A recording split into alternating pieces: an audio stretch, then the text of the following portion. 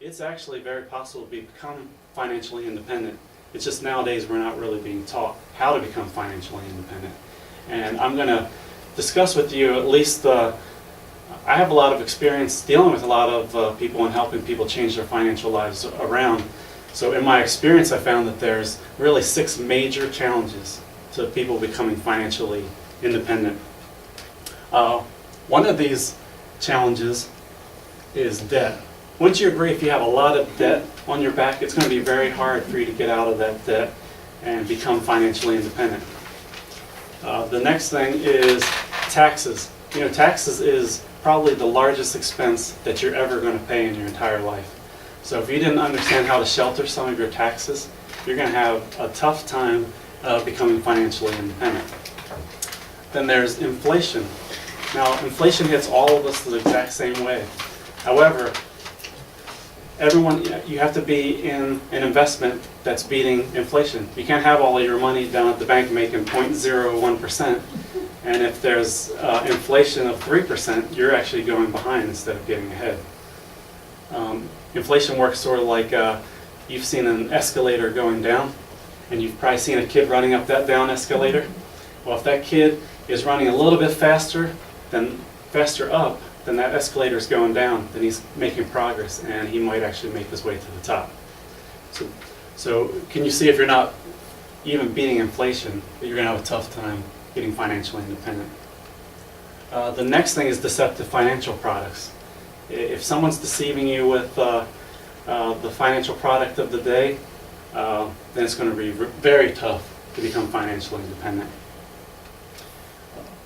Also, lack of investment knowledge.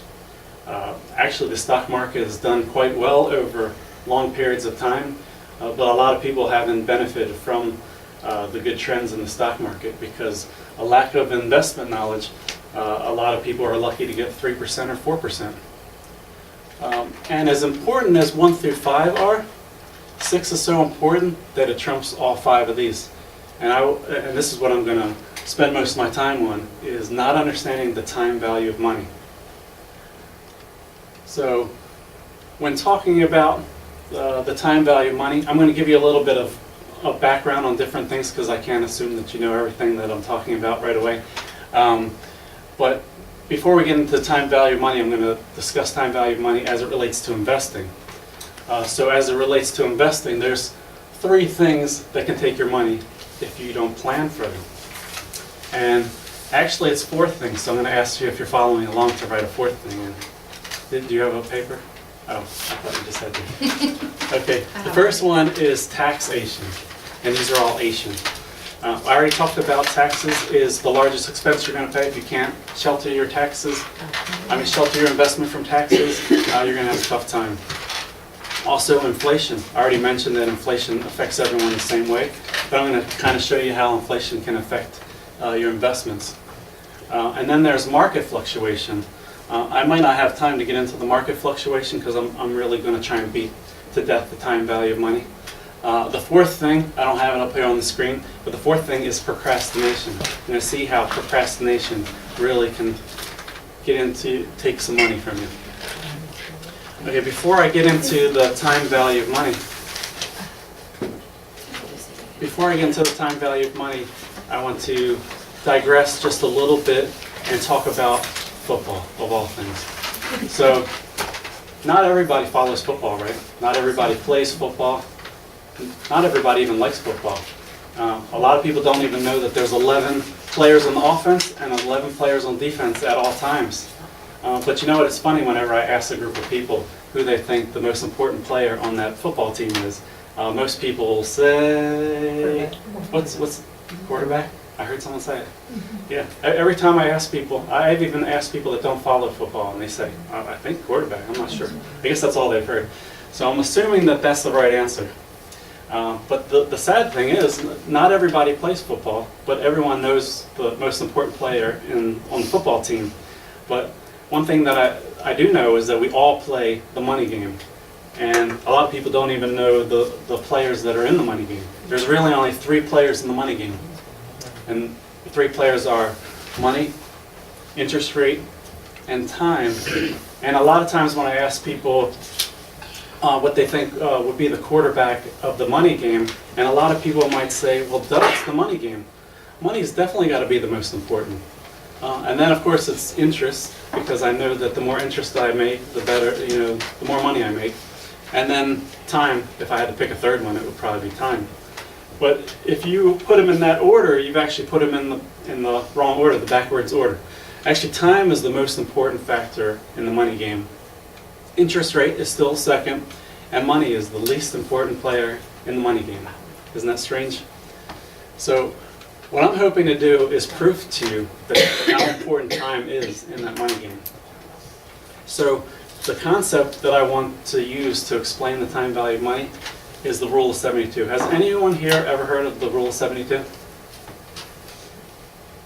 I take that as a no. Well, No, sir. if that's a no, then you're all normal. You're completely normal. Because the thing is, the rule of 72 is what I would call probably the most profound financial concept there is as it relates to how money works. The problem is it's not being taught. And I think this is extremely important to learn the time value of money. So what we're going to use is a one-time investment, and we're going to see how it grows over a period of time. So the best way to explain this rule of 72 is to actually tell you a little bit of a story. The story has three characters: Ann, Bob, and Chris. They're all high school seniors. They're getting ready to graduate, and they've already told everybody that they invited to their graduation party that don't give me gifts, send me money, because I want to get all the money and put it into my retirement account and let it grow for me for retirement.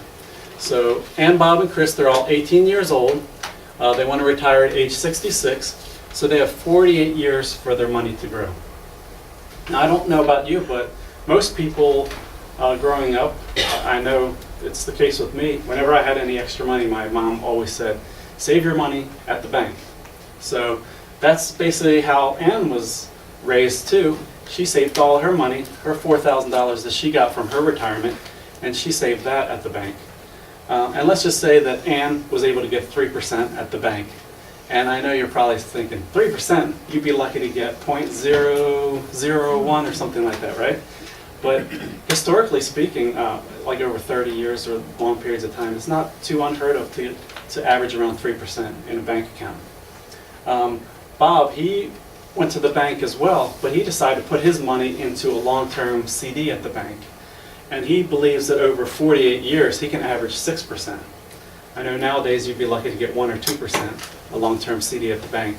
But we're going to give the bank the benefit of the doubt, because historically speaking, 6% is actually a good average over 30 years or so. Chris, he decides, I'm not going to go through the bank at all. I'm going to go directly to the global economy, and I'm going to invest my money into mutual funds. And not only am I going to put them in mutual funds, I'm actually going to put a Roth IRA tag on them. Because with the Roth IRA tag on them, that makes the money grow tax-free, and when he's ready to pull it out, it's tax-free as well. So that's what Chris does. And he also believes, he knows a little bit about the stock market too. He believes he can average 12% over a long period of time, because he knows that the stock market actually averages 10 to 11% over long periods of time, and he thinks he can do a little bit better than average. He knows a thing or two about money. So let's see, what does this rule of 72 mean anyways? Well, the rule of 72 states that if you know the interest rate, and we divide it into the magical number 72, that's going to estimate the number of years it's going to take for our money to double. So Ann, she puts her money in the bank working at 3%. So that means that in 24 years, it's going to take her 24 years for that $4,000 working at 3% to double. So in 24 years, that turns from $4,000 to $8,000. And if she wants that to double one more time, she has to wait 24 more years. Pretty exciting, huh? So she ends up with $16,000 at retirement. Not too bad, because she only started with $4,000. She ends with $16,000. Now let's see how Bob did. Now we're doubling from 3% to 6%. What do you think conventional wisdom will have most people believe if you double the interest rate? What's going to happen here in the result over here? A lot of people might think it just doubles, right? So let's check and see what happens with Bob. 6 divided into the number 72, that gives you 12 years. So every 12 years this money doubles. So from 4,000, it doubles to 8,000. From 8,000 to 16,000, 16,000 to 32,000, and 32,000 to 64,000.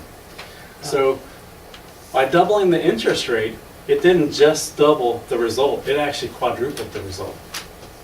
Now let's see how Chris did. Chris, getting 12% divided into 72, that means his money's going to double every 6 years. So if we go every 6 years, it's going to go 8,000, 16,000, 32,000, 64,000, 128,000, 256,000, 512,000, and 1,024,000. That's a little over $1 million right there. So from 3% to 6%, the money actually quadrupled, and to double from 6% to 12%, it didn't quadruple. This actually is 16 times greater. So I have some questions to ask you about this. It's 3 people the same exact age, 18 years old, starting with the same exact amount of money over the same period of time. The only thing that's different is the interest rate that they had here. So I have a question to ask you about Ann and Bob. Who controlled Ann and Bob's money? Where did they put their money? The bank. Yeah, the bank controlled their money. And what do you think the bank did with that money? You think when Ann and Bob put their $4,000 into the bank just put it in a rubber band, put it in the basement, waited for them to come back in 48 years and pick it up? They probably loaned some of that out, right? And probably also invested that money into the global economy, sort of like how Chris did here. And I'm sure you probably could imagine the bank getting 12%, can't you? I mean, an average bank credit card is like 17%. So hopefully it's not too much of a stretch of the imagination to imagine the bank could get 12%, right? So what the bank does is when Ann and Bob puts their $4,000 in, the bank takes that $4,000, puts it in the market. In 48 years, they make $1 million, and they're very happy to pay Ann $16,000 and Bob $64,000. And the bank gets to keep the rest as profit. But who put all that money in there? Ann and Bob did, right? And the bank really didn't do much but take that money and go, oh, I got some money, and invest it. So this is basically what happens at the bank. And in this case, I would call that $1 million mistake for Ann and Bob. And when do you think Ann and Bob are going to realize that they made $1 million mistake?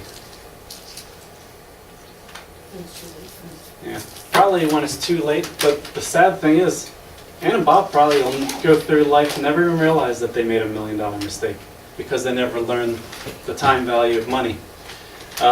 So basically, we see what Ann and Bob did, but let's I don't want to talk about how great it is. We already see how good, the higher the interest rate, the higher the amount of money you get. But we're not talking about the interest rate being the biggest deal here. The biggest deal is time, and that's why I want to explain to you how big of a deal time is in this factor. Let's look at some of Chris's doubling periods, okay? Let's look at Chris's first doubling period. That's 6 years, right? So he started off with $4,000 and ended up with $8,000. So how much was that first doubling period worth to Chris? $4,000, right? Because he started with $4,000, ended up with $8,000. Now let's look at another 6-year period. Let's look at the last 6-year period. He starts with $500,000, ends with $1 million. How much was this 6-year period worth? $500,000, right? So you can see how even though they're both 6 years, they're worth totally different amounts of money, right? So now let's bring in, I'm pointing right here, but this is the number 4, the procrastination. I'm sure you probably don't know any 18-year-olds that procrastinate, drag their feet, and possibly wait 6 years to invest that $4,000, right? Which doubling period do you think he's going to miss out on if he starts, put his $4,000 right here? The $4,000 one or the $500,000 one? The $500,000 one. Because you can kind of imagine, If you start at 4,000, then it would double to 8,000 and 16, and you can see he's going to miss out on this last doubling period. So by just procrastinating for 6 years, he's actually costing himself $500,000. It's not costing him $4,000, it's costing him $500,000. So I scared you guys a little bit, I'm sure, but there's also, let's just imagine if let's imagine if Chris was proactive. Let's say I got in touch with Chris, well, let's say I did a workshop for Chris's parents 6 years earlier, okay? And I got a hold of Chris's parents, and I helped his parents set up a Roth IRA for him 6 years earlier at age 12. Do you think that would add an extra doubling period, right? That actually add an extra doubling period to the end here. So this end would not just be $1 million, it would be $2 million. Because can you imagine starting at 4,000 here, then this will be 8,000, this will be 16,000, then 32,000. So you'd have a whole extra doubling period at the end. But then Chris, when he found out, he's 18 years old right now, when he found out how much he could have made if he just started 6 years earlier, Chris was like, man, I don't want to end up with $1 million at retirement. I actually want to end up with those $2 million at retirement. So Chris actually has two choices he can make. One of the things is he can wait 6 more years and retire at age 72. And Chris is like, I don't even want to wait until 66 to retire. So I think 72 is totally out of the picture. So the other thing that Chris can do is he can actually, instead of waiting 6 more years, he can just double what he puts in. Because if you double what you put in, you double what you get out. So basically, you can imagine if he started right here with $8,000, and then this was $16,000, he would have pretty much bought an extra doubling period back. And then he was back on track to getting to $2 million. So I showed you how the Rule of 72 can work for you, right?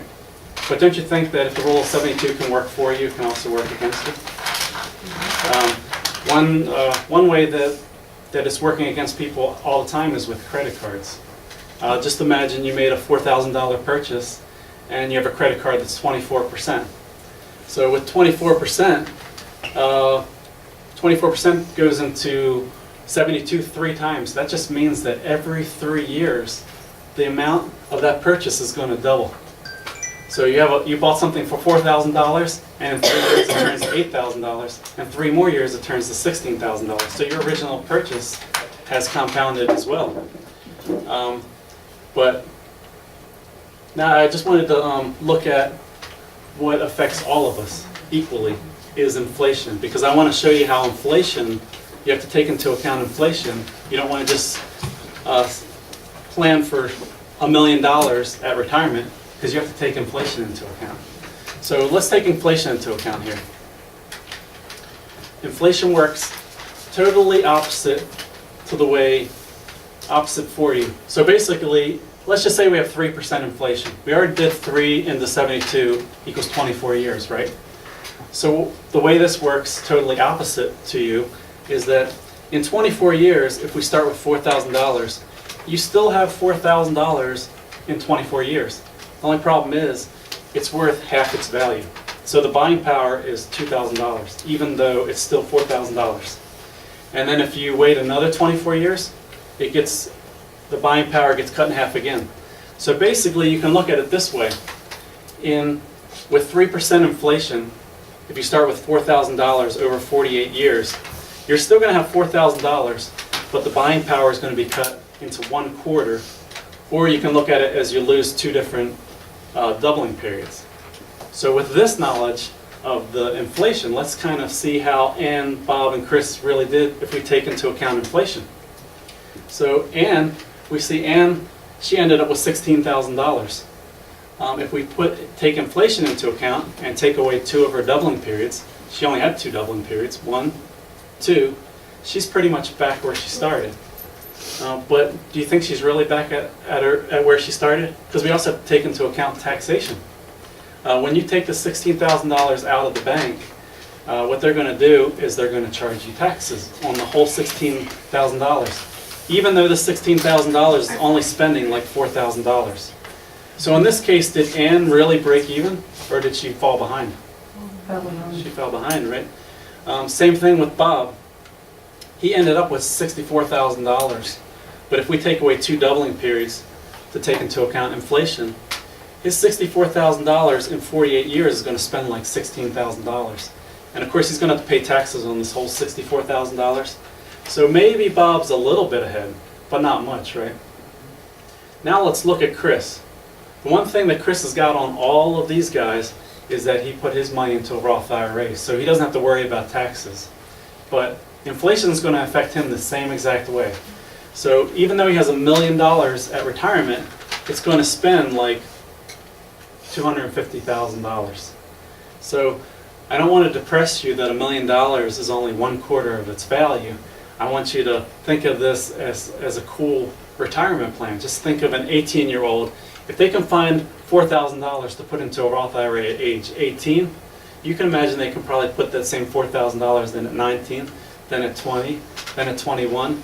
And just imagine at age 18, if you wait 48 years to your age 66, and you get $1 million that spends like $256,000 tax-free, and then you do it again at 19, so by age 67, you have $1 million that spends like $256,000, and so on and so forth. Can you imagine just putting away $4,000 a year and having $256,000 of tax-free money in a retirement plan? Do you know anybody with a retirement plan like that? I've never heard of anyone with a retirement plan like that. But I don't want anyone to get disconcerted if you're like, hey, I'm not 18 years old. I mean, when I learned about this rule of 72, I was actually close to my 40s. And my first thought was, man, I'm pretty upset that no one taught me this rule of 72. But I did realize that, you know, a lot of people never learn the rule of 72. So a lot of people don't even know the time value of money in the first place. So I at least still have some time to use that for myself. But what I really got excited about was my kids have the most time that I can think of anyone that I know. So using this time value of money for kids is pretty awesome. But I also wanted to shelter my money sort of like Chris did. So I wanted my kids to get into a Roth IRA as well. There's rules that you have to, there's rules to the Roth IRA, but there's no minimum age for a Roth IRA. One of the main rules is that you have to have verifiable earned income. And so basically all it takes is a parent that cares, that has a good imagination, and I know everybody here has a pretty good imagination, and you can actually use the time value of money for your kids. And I'll show you what I did with my kids. So because I needed to document some verifiable earned income, I actually helped my kids start their own business. My son was age 7 at the time, and my daughter was age 4 at the time, and basically just set up a small little services, odd services business where they just did odd jobs around the house or helped out neighbors when they went on vacation, stuff like that. And so my son's very first, this is my son Connor, age 8. He was 7 when he started his business, but his first year he made $335. And I do a lot of financial workshops, so I thought $1 million was kind of more sexy than just talking about what happened from 8 years old. So I thought, worst case scenario, let's just say his business only does $335 a year. If he just invested that full yearly income, how long is it going to take him to accumulate $1 million by age 65? Well, like I said, the time value of money is very powerful. A small amount of money over a long period of time can become very life-changing. Look at this. Let's just say my son at age 8, he would have 57 years for that money to grow till he's 65. And I'm pretty confident that over 57 years we can get 12%. We know a little bit about investing. $335 one time, working at 12% over 57 years grows to $300,000. So that's pretty significant, wouldn't you say? And let's just say that he only made $335 the next year, but he didn't, because this is worst case scenario, and he actually made a little over $600 the next year. But just sticking with $335, he has one less year for it to grow, and that would grow to $268,000. One more year, he'd still have one less year for it to grow, and he'd have $238,000. one more year, he'd have one less year, so it'd be $211,000. You add all that up, and it's a little over $1 million. So it's very possible by just investing $335 per year for only 4 years between the ages of 8 and 6, and just letting it sit until he's 65, adding no new money, it's very possible to get to $1 million by age 65. And my son's full investment for this plan is only $1,340. And I actually just recently did a hypothetical just to try and figure out, let's just say someone's starting today with $0 and you wanted to put together a 20-year plan to get to $1 million. You'd pretty much be looking anywhere from $1,100 to $1,700 per month, putting that away per month for 20 years to get to $1 million if you wanted to start a 20-year plan from scratch. So basically, that's where the time comes in. He's only putting in $335 a year, whereas when you start later, the price just goes up. I also have a daughter, like I mentioned. She was 4 at the time when we started her business. We're using the same numbers, 335, but her first year she made 372. She beat her brother. At age 5, she has 60 years for this to grow. So her first year of just investing, it will accumulate to $432,000. At age 6, she has one less year, so $384,000. Age 7, $340,000. So she only needs 3 years from age 5 and 7, and just waiting, not adding any new money. She'll have $1 million by age 65. And her full investment was only $1,000. So can you see how I get very passionate about this? I'm sure even if you could use this, for your kids, your grandkids, your neighbor that you like next door. I mean, this is important information to tell people, wouldn't you say?